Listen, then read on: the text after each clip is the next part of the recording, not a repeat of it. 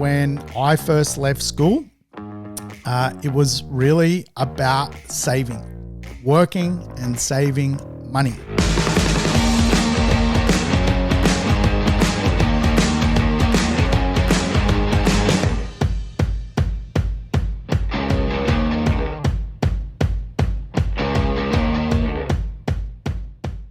Welcome to the Urban Property Investor. I'm your host, Sam Saggers, here to help you crack the code of real estate wealth.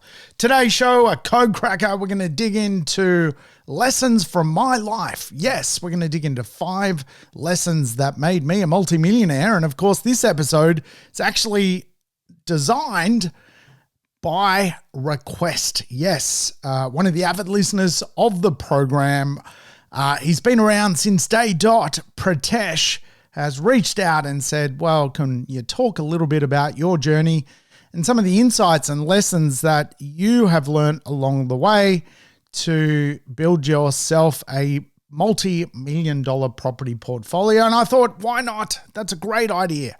Let's do it. Let's talk a little bit about the journey thus far. And of course, hopefully, there's some lessons that you can walk away with when it comes to building your own portfolio from today's program. So welcome back, avid listeners. Welcome back, regulars. And of course, if it's your first time tuning into the show, well, wow, welcome aboard. Play the program in double speed, get your life back. And of course, if you're watching on YouTube, I apologize for my look in general. I am like a little hairy wombat. I am disheveled today. Today, I am podcasting as a disheveled person. You could potentially view me and see me as like the homeless guy because I am unshowered, I am hairy, and I am podcasting. I don't want to be accused of doing podcasts only in a comfortable state. So I am uncomfortable today. But let's get into it. There's many people who have created success from real estate, and I'm certainly not the first, and I won't be the last. I think real estate is just one of those asset classes that all of us can learn, all of us can understand, and you really don't need a science degree or a degree in rocket science to ultimately end up financially free from the asset class. So I think it's one of the easiest ways to just get ahead in this world, to get out of the rat race. And it's certainly something that I've been working on really ever since my economic life began. And I guess my fascination with real estate really as an asset class, what was basically driven from a sense of belonging. And I grew up in a very, very wealthy neighborhood as a child. I was certainly not from a wealthy parent background. My mum and dad bought a house in a very, very expensive suburb, a suburb called Hunters Hill, which today is really full of millionaires and billionaires here in Sydney. But we were nothing like that. We actually bought a house, the worst house in the best neighborhood, and it was years later we worked out why it was the worst house. The street was connected to uranium, believe it or not. Yes, I am Chernobyl boy.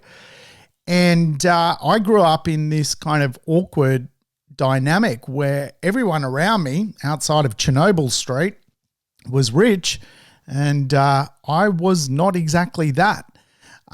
Certainly at that point in time, generationally speaking, my parents had not made a huge amount of money out of real estate, but they knew that if you put yourself in a position and surround yourself with wealth, you get a multiplier effect.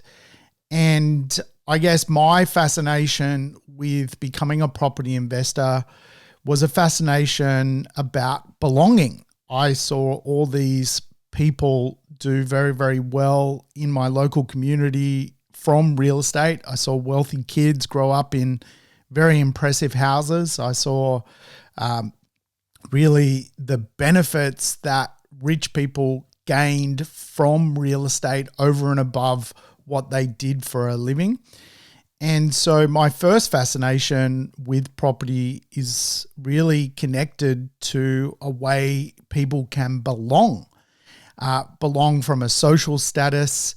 And of course, today, my fascination is still connected to that belief. I'm fascinated with belonging, and property is a way for people to belong. And it really stems back to the fact that I didn't belong. And real estate allowed me to actually climb a ladder of belonging. And really, I guess I learned about real estate from a very early age through osmosis. Osmosis was really the idea that my neighborhood connected me to how wealthy people worked. Obviously, I made friends in my neighborhood, and some of my friends in my early life, still my friends today, were very wealthy people, some of the most wealthy people here in Australia. And, in Australia, we have the BRW top 200 Australians, and some of the families that I got to know were certainly in that league. They were in that category. And, one of the earliest families that I got to know really became my rich dad per the book by Robert Kiyosaki, Rich Dad, Poor Dad. And of course, anyone who knows that book, Rich Dad, Poor Dad, could kind of frame it that, the rich dad was one that, built businesses, created passive income from investments. And the poor dad was someone who just got up every day, went to work, exchanged their time for money, and really ended up living their entire life without any income producing assets aiding their existence. Their job was their existence, and when that job completed, there was no money left for distribution thereafter. And so I learned early on, really, through one of my friends' parents, Gary, who was one of the wealthiest men in Australia at the time.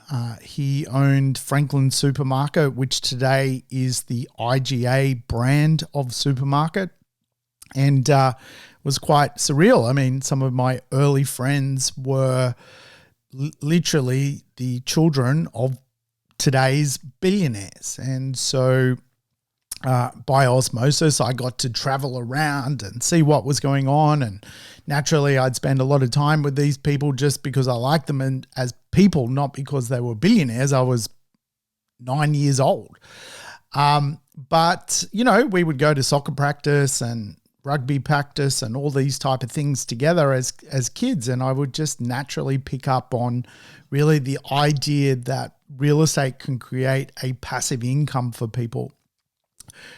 One of my friends, Sean's, his father, Gary, owned half of Pitt Street Mall, half of Manly Corso, half of Oxford Street, Paddington. And it really was the real game of monopoly. And so I got to learn that rich people think differently. Rich people seemed freer to me. They seemed simply not to care about the cost of things, the cost of food, what they bought from the shops, the type of bike they rode.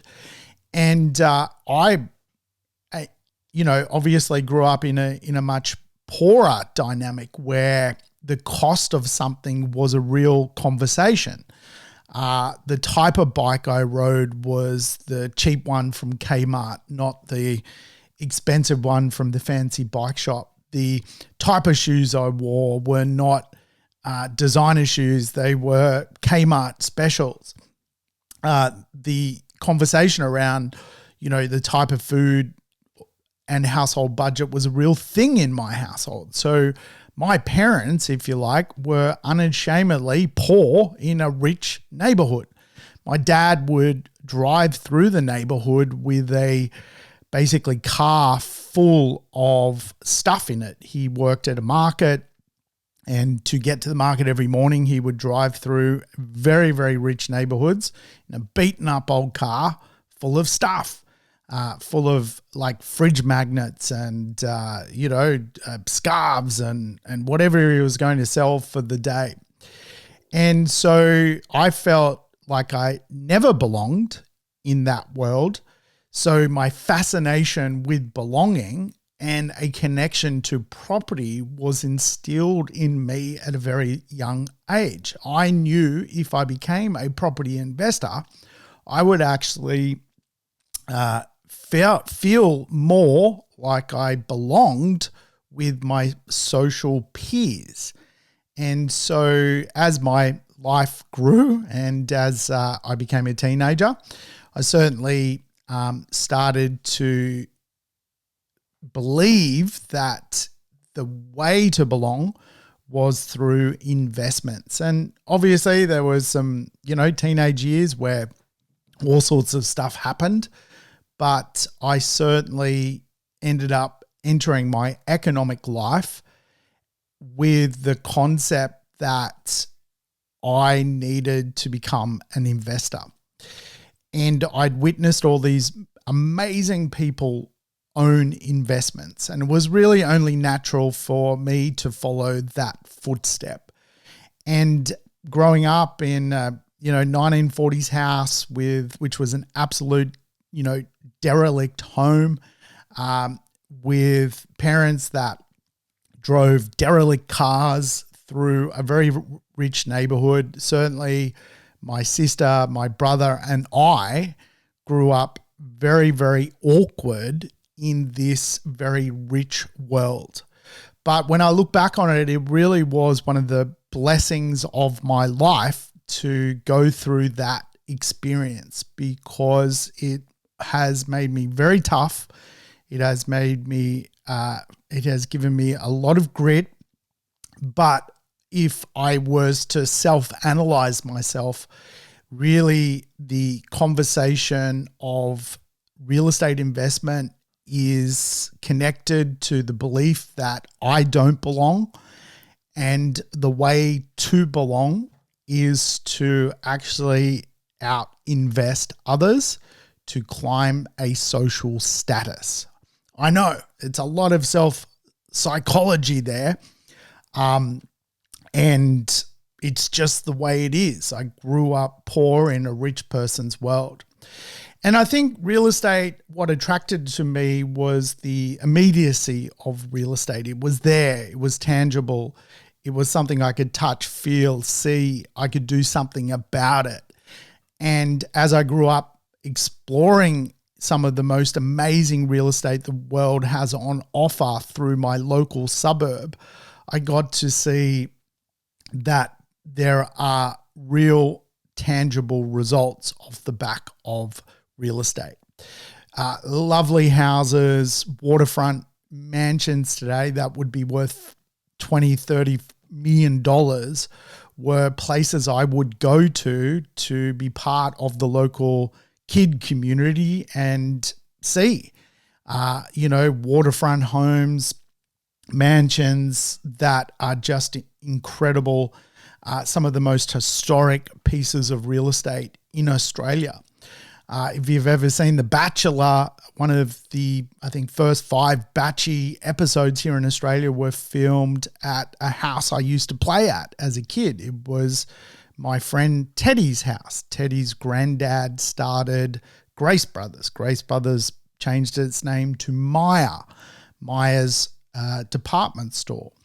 And so I love seeing things happen, and I got to physically see the evidence of things happening through observations of real estate, these homes being renovated, the ability for people to make a lot of money out of the physical evidence of real estate. Homes would sell, my friends would move, they would upgrade because they would sell their home for a pretty penny. And we would openly talk about this as children.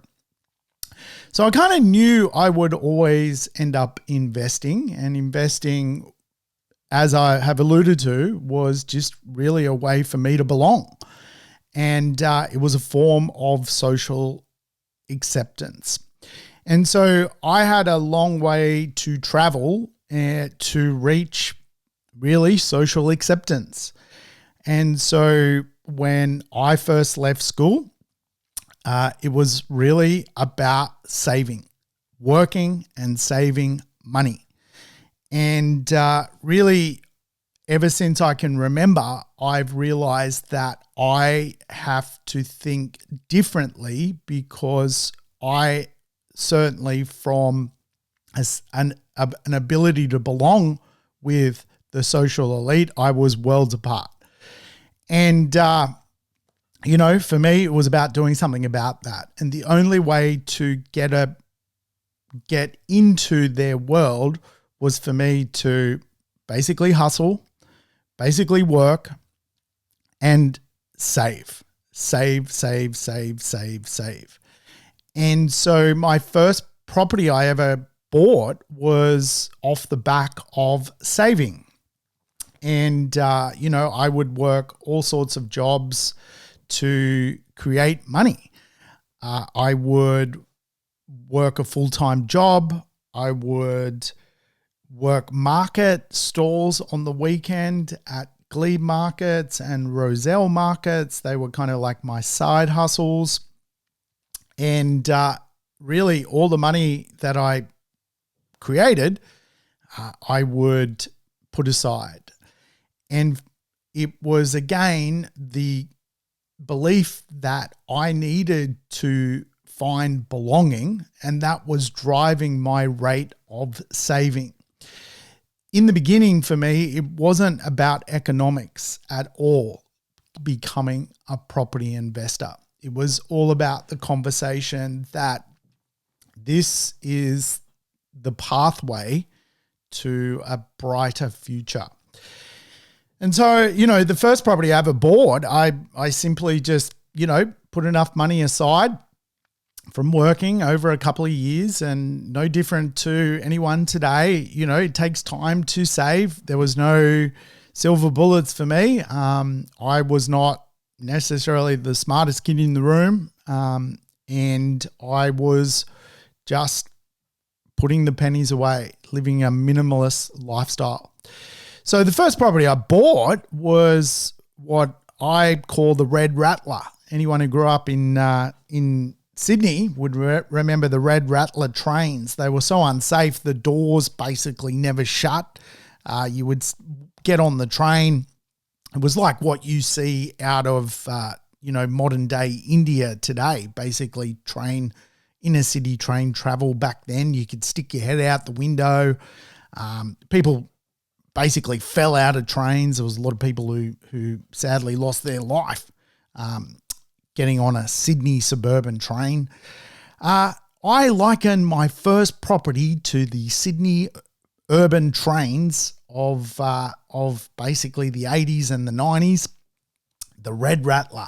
I bought an old red brick apartment in an area of Sydney which I knew. I basically lived nearby.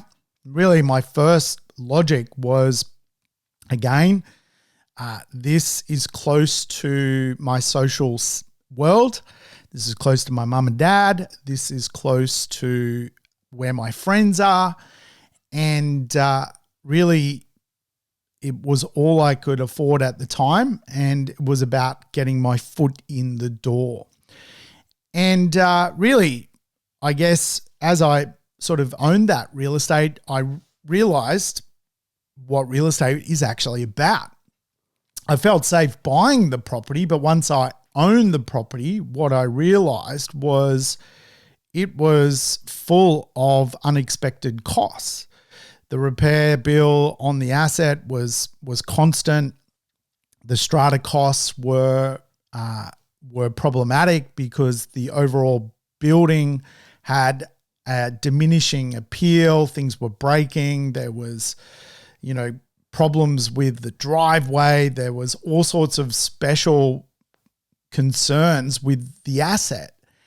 And so one of my first lessons when it came to understanding the game of real estate was the maths matters. It really was lesson number one. that I had no comprehension that I was buying a lemon, that this wasn't really the way to climb and be accepted by just buying anything. And really, emotionally, it was what I could afford at the time. It was really where my budget sat. But really, that wasn't necessarily, again, going to get me into the world I'd craved, which was the world of belonging socially and economically by the elites of Sydney. And so I bought this property and really I owned it for probably about 18 months. And really what I found was mathematically the maths did not work. The rent wasn't great. The costs of repairs and maintenance were problematic. It was a much older complex. And then I soon sort of realized that if you could spend $100,000 improving this property and you wouldn't get that back in extra rent or capital gain, you would simply throw money in the bin. And of course, a dwelling can erode your retirement. And probably what I started to realize, well, if investing is about climbing a status for me and moving forward, and really investing is also about an older me and the idea of really belonging, then I need to buy for a much older version of myself. I need to buy for the 40-year-old, the 50-year-old version, the 65-year-old version of myself, something that has more longevity than just a deal which is going to, ultimately be full of costs and send me backwards. I need to think differently about real estate. I need to buy real estate which is going to be the real estate that pushes me forward. And today there's lots of real estate out there which does nothing economically for anyone. And sometimes there's this, again, probably no different to when I bought, perverted view of real estate that you just buy something and that's the plan. It doesn't necessarily work that way. There are A-grade properties, B-grade, C-grade, D-grade properties. And really what I started with was a D-grade property. So I soon realized that this is just fool's gold. Like if you want to economically improve your life, you're not going to do that through D-grade real estate.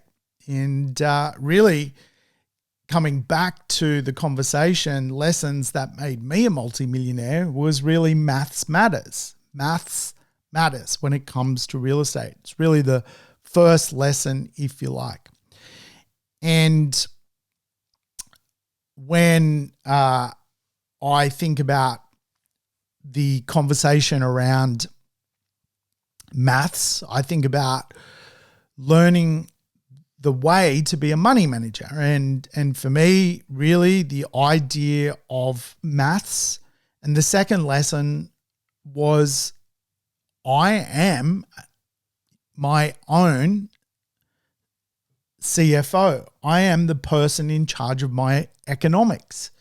So going through an experience where I bought a property, saved money, and put all my money into the market, and then realizing the property I bought was flawed, then selling that property and then ultimately losing all the money I'd saved, which took me years, it was a real lesson in life. And it really took me to the second lesson, which is learning to be a money manager.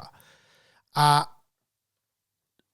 kind of, when I bought that property, I kind of almost abdicated the concept of that I need to actually be a money manager. I, believe it or not, saved the money, which was a great money management ability, but then I burnt it. I threw it away. I bought an inferior D-grade asset, the top of the market cycle, and just literally could see the writing on the wall with that asset for the next 20, 30, 40 years, that it was a broken piece of real estate. And so the real lesson here is that you need to learn, as I learnt, to be a money manager. You are your own financial planner, if you like. You are in charge of you. And again, a lot of people today outsource this, which is fine to have a team, but you want to know what your team is doing. You want to know a little bit about the overall concept so that you can manage your state, your mind, and you can manage your money. So I learned to be a money manager, and that involved all sorts of sacrifices. And today I see a lot of people sort of talk about giving up on property because interest rates are a little bit higher, which means the cash flow loss out of property is more, which means people have a choice today: give up some lifestyle for your future self. And of course, a lot of people today are going, well, the property costs a lot to run. Instead, the better question is, what can you sacrifice from your costs, dinners, your car, to control the asset? Learning to be a money manager. So I learned to be a money manager. I actually drove a $900 car for the first 7 years of my economic life. The Austin 1800 was a death trap. Yes, an absolute death trap. Now, if you want to see the ugliest car in Australia, just Google the Austin 1800. It had drum brakes. Basically, to stop the car, you'd have to pump your foot. You would have to pump it enough so the drum would kick in and the brake would actually work. And of course, it was an absolute death trap. You would have to do, quite often to stop at traffic lights, I'd be ripping a handbrake up. So I was in a death trap for the first economic period of my life, re-saving money to make up for the lesson of not being a good money manager with my investment. And again, a money manager is just an investment manager. And if you're not your own investment manager, I don't know actually who is. If you can't discern how to invest, then you've probably got to go learn some tools and surround yourself with people who can help you. It's not what you earn, it's what you keep in this world. And really the lesson I learned from failing in the beginning was, for the rest of my life, any money I get, I'm going to work out how to multiply it, and I'm going to be a good manager of my own economy. You are your own economy. So that really made me comprehend that I can be enthusiastic about being a property investor, but there is really a real economy out in the world. And because there's an economy, and because we all come from all walks of life, really the only thing I can control or could control to get to this place, which I know sounds perverted, a place where I could belong, was to focus on what I can or could control. And for a lot of people, property investment is really foreign to them because they don't focus on what they can control. They create beliefs about what they can't control. You can't control the market. You can't control interest rates. You can't control the government. You can't control regulations. No one can control that stuff. And really, probably the biggest conversations around real estate is really about what people can control. People are besotted by what they can't control.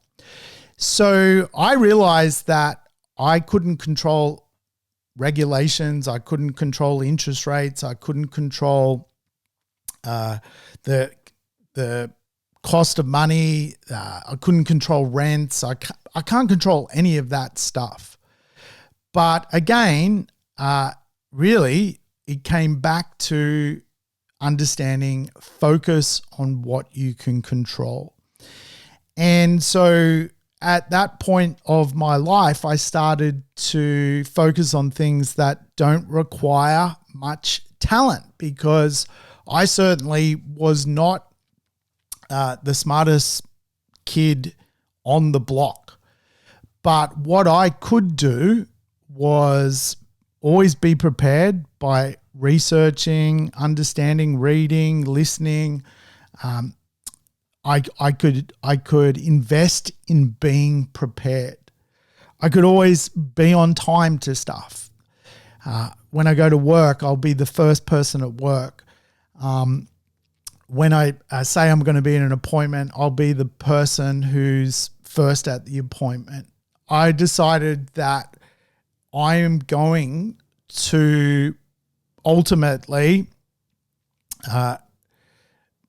outperform everyone in the marketplace, in the jobs market, in the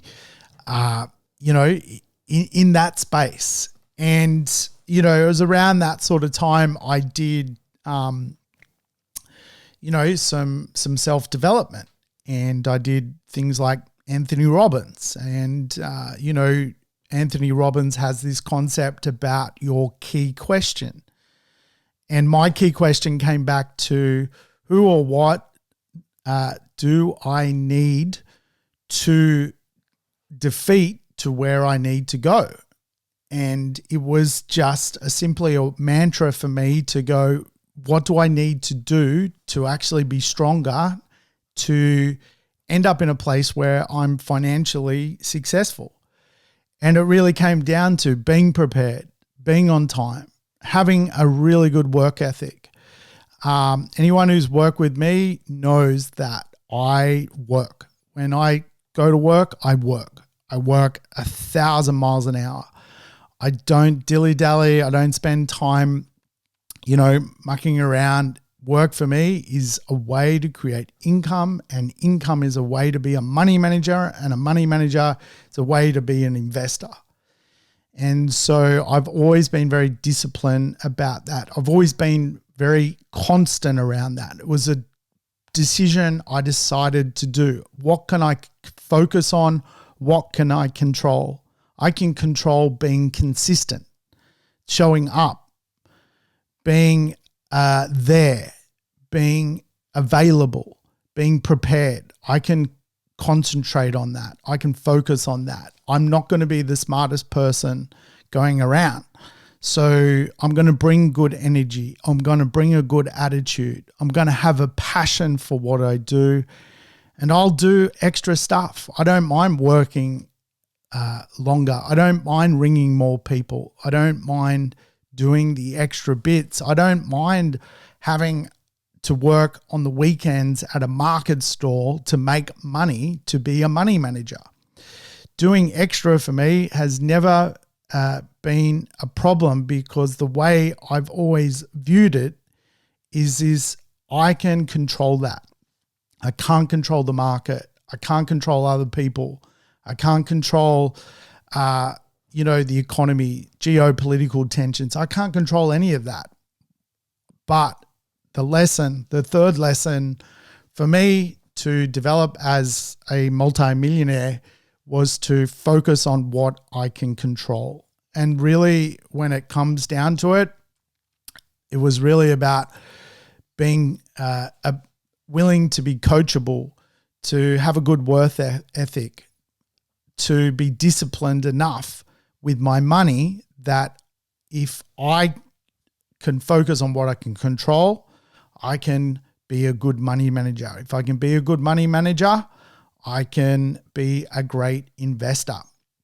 And so I would spend time early on working out what I can control. I can control what I read, who I listen to, who I want to surround myself with. And again, I started to do all sorts of different things to try and do extra job. I would have 3 jobs, not 1 job.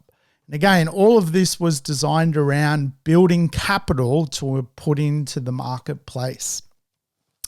It was around that time as well, I started to go, well, if I'm going to be a property investor, I need to go and do property investment real estate courses. And, the first course I enrolled in, I got rejected from. I've still got the letter somewhere. I've got to go and find it because it's quite interesting that the first time I enrolled in basically a diploma in real estate, which back then was like a 3-year course, I got rejected. They said, no, you're not smart enough. You're not, your high school, results from that period were not strong enough. And so I did all sorts of courses to again do extra to be able to be accepted into that 3-year property program. And that property program, again, taught me a lot about real estate. It taught me enough to understand all sorts of language inside of the real estate world. And again, it was like, the real world teaches you the school of hard knocks, some of the more tertiary information, just finesses the ability to give you confidence in a industry. And I certainly got confidence from learning around property market fundamentals and housing market fundamentals and economic fundamentals. But for me, the game of investment came back to building deposit power to invest. And I would do all sorts of things to try and build deposits. I remember, one of the ways I got ahead was doing a deal over in Katanning in Western Australia. I'd never been to Katanning. Still to this day, Katanning is just part of the wheat belt of Western Australia. It's a little weird farming community. But I remember, for example, reading the Trading Post, which I don't even know if it exists today. It's probably Gumtree. It's really the modern version of the Trading Post. But there used to be a newspaper called the Trading Post. And, anyone who's ever seen The Castle, you would probably remember the Corrigans would always have a chat over dinner about stuff in the Trading Post. And the famous line was, tell them they're dreaming. But, it was very common back then to get on the Trading Post and see what you could buy and sell. And I remember looking and seeing in the Trading Post, there were 4 houses basically in Katanning that were up for tender to be removed. Now, Katanning is about 6,000 kilometres from where I live. Basically, the ad wrote, tender wanted for removal of the houses to relocate to wherever you want to take the houses. The houses are yours. The government wants their land cleared, and there are some acceptable houses in good condition that can be transported on a truck to somewhere else. And basically, I put in an offer for the 4 houses, $5,000 a house. And lo and behold, the government gave me the winning tender. And when I reviewed the results of the tender, there was builders over in Western Australia who were prepared to do it for $20,000, $10,000, $5,000, and I was paying $20,000 to remove these houses. So I thought, geez, I'm a bright spark here. But what I did, I just put the houses in the local rag again, back in the Trading Post, and I ended up selling each house for basically around $20,000. So my $5,000 bought basically houses worth $20,000, which again, I got someone else to come in and transport them out. So hustling and doing extra and being disciplined and being part of the world, being on time, being prepared, being passionate, really everything I just explained was just that was it. That's the lesson. Be attentive to the world, and the world will create you opportunity. So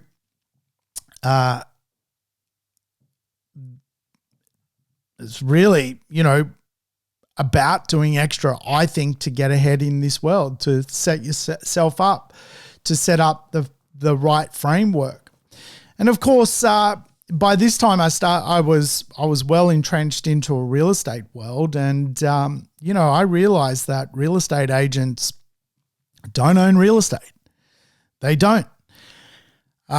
They go to work every day. They make money selling properties, renting properties, but most real estate agents are not invested in the real estate industry, which is quite strange. So I would see inside of the workplaces I would go to work at, where I had just simply had a job, that realtors were just giving people advice, giving people cliche information, one-liners, but didn't even own real estate themselves. So you had this complete fabricated industry of people that did not actually own the asset class they were selling, which never made sense to me. And it kind of taught me that really the industry is full of broke people giving bad advice. And, I think this is where I started to go, well, for me, my primary question is very connected to the idea that I'm fascinated with belonging, and property as a way for people to belong. And really, from that point, I started one of my first businesses where I became a migration agent. I went and studied migration law and got a migration license to help people basically migrate to Australia and be part of the Australian economy. And the reason I really went down that road was I believe that that property can create a sense of belonging. And as Australia was creating a business plan around new immigration at the time, Costello and Howard were the people in charge of the country, and they created a mission to double Australia's population. I thought, wow, economically speaking, that is just fantastic. I'm going to go and learn migration law, and I'm going to help people who basically need to a starting point coming into the country, and I'm going to help people belong, because for me, that was always one of my missions, was economically, how can I improve myself and belong? So one of my first businesses I started, which was a legitimate business, had an office, had other people working there, had a front door, retail, it was on Glebe Point Road in Glebe, was very much connected with the conversation that property actually helps people belong. And my thought behind the business model was that you can bring immigrants to Australia, help them become basically new Australians, and then help guide them into real estate.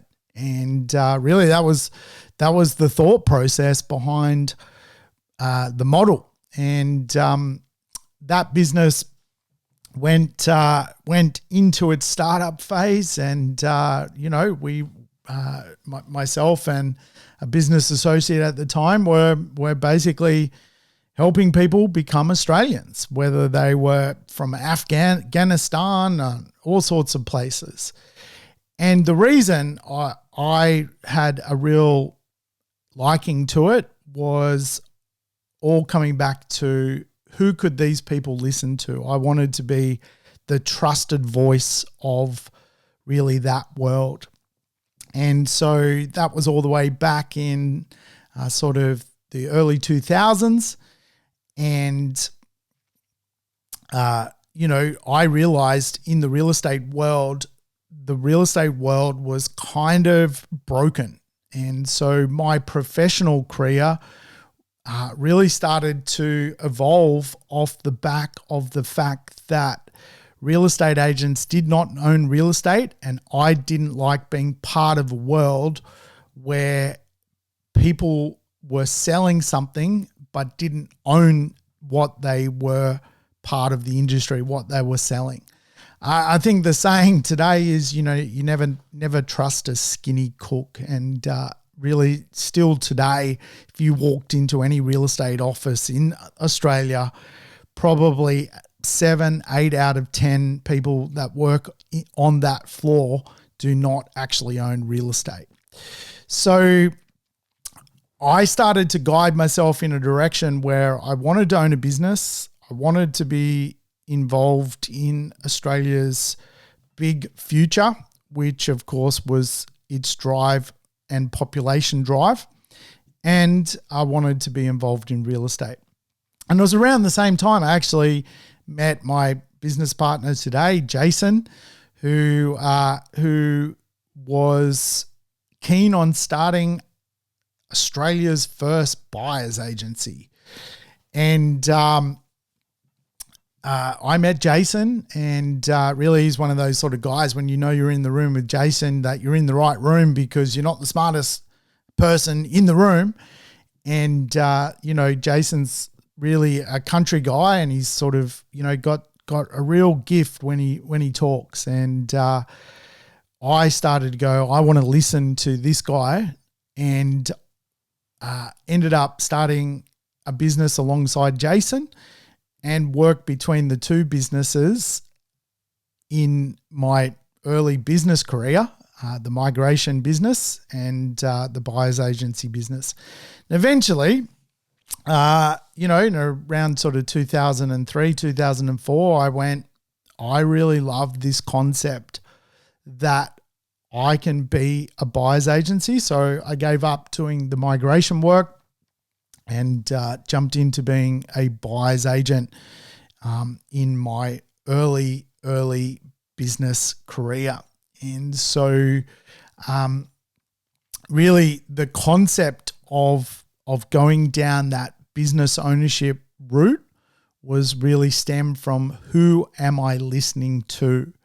And if I go back to really the conversation about how I've evolved and gone through the lessons of real estate investing, it was really started with not understanding the maths, then realizing I've got to be a money manager, then understanding that if you want to be successful, it's about what you focus on and what you focus on and can control rather than other things controlling you.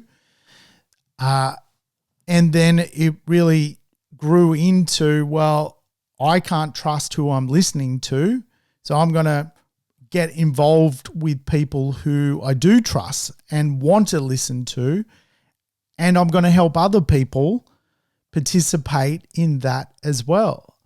And then really my next move was just understanding property is a vessel. It's a strategy to get where you need to go. And for a lot of people, property investment was not a defined strategy. It was like what I did, which was you just enthusiastic and buy something. And again, like I became an investor, a money manager of strategies. And primarily the strategies were for me in the beginning, but then I started to help other people use the strategies.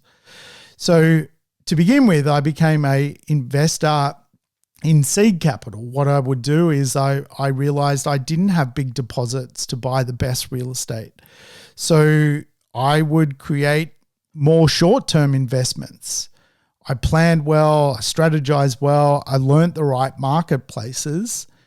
And the next series of investments I made in the real estate market were conscious decisions to buy real estate where I would simply add value through building off the plan and subdivision. I would own the real estate for a short period of time, extract the profits out of the real estate, and redeploy that money into much better real estate where I could derive a plan based on really how real estate works. And my early investments in the early 2000s were based around which marketplace is growing the fastest, how can I exploit that marketplace, and how can I manipulate and manufacture some value to then create a much bigger deposit base to then redeploy that deposit into more blue chip assets. So my first real property that I bought, I sold within 18 months. It was a D grade asset. My next investments were at best C grade assets, but they were assets where you could manipulate the value of the properties. You could manufacture growth. And I bought, for example, a subdivision in Kalgoorlie, which, again, just a weird gold mining little weird place in the middle of nowhere. But I found a large block of land, and I split the block of land, and I sold, both blocks. I did an off-the-plan strategy where I put a very small deposit down. It's like 15 grand, and it went on to punch really hard, and that real estate grew by about $180,000 based on a $15,000 deposit, which again taught me that you can use other people's time. And I built a property, and I realized through building you can actually add value to real estate. So I did these strategies, which were strategies in really C grade areas. But I knew once the real estate had gone through its ability of manufacturing the growth, I would offload the real estate. And of course, I went and offloaded the real estate. And then by that time, I had some really good seed investments, some investment money to really buy better real estate. And I used the early 2000s to extract deposit money to then re-enter the Sydney property market, which I knew was just a much better marketplace. And so I then started to design some strategies around property investment. And for me, I really resonated with the concept that, again, I was, fascinated with the immediacy of property. And I love seeing things happen and the result of the physical evidence of what had happened. And so I would create these beautiful observations about real estate, that real estate is driven by 4 growth factors. The way you buy real estate is one growth factor. The location of where you buy real estate is a second growth factor. The third growth factor is how the market will perform. And the final growth factor, the fourth growth factor, was how people emotionally connected with the real estate and what type of predictors the real estate had for that emotional connection. And that's where I have been investing ever since off the 4X growth plan. So when I first, we're helping people understand real estate by jumping into our, bigger and better marketplaces, it was driven off the 4X growth plan, 4 times growth theory. And so ever since then, I've really been teaching that theory and helping other people. And of course, being my own money manager with the strategy. And so if you sort of want to bring home the 5 lessons that made me a multi-millionaire, really is you got to understand maths. Maths are goals. Maths create outcome. You've got to be your own money manager. You've got to put yourself in a position where you can be your own money manager.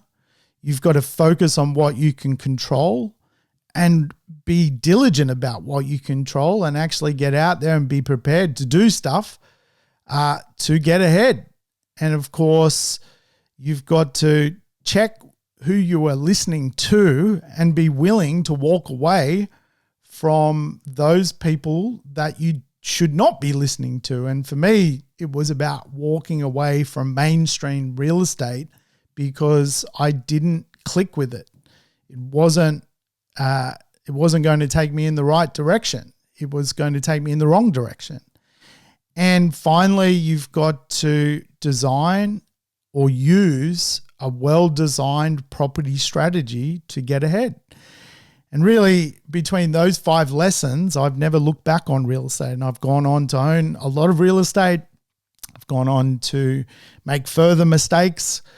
But overall, the lessons I've learned from those 5 key pillars guide me till this day. And again, I guess I finally belong, which is where I kind of started from, which is great as well. All right, folks, that's it from me today. Enjoy the rest of your day. But Pritesh, I hope that helped. I don't know. We never know till we get to the end. But thanks again for letting me be part of your world. Thanks for tuning in to the Urban Property Investor. To never miss an episode, make sure you subscribe to the podcast on your favorite app or on YouTube. I would love it if you could give the show a rating and share it with your friends and family. In between episodes, you can always keep in touch with me by connecting on social media over Facebook, Instagram, or LinkedIn. Until we meet again on the next episode of the Urban Property Investor, take care and bye for now.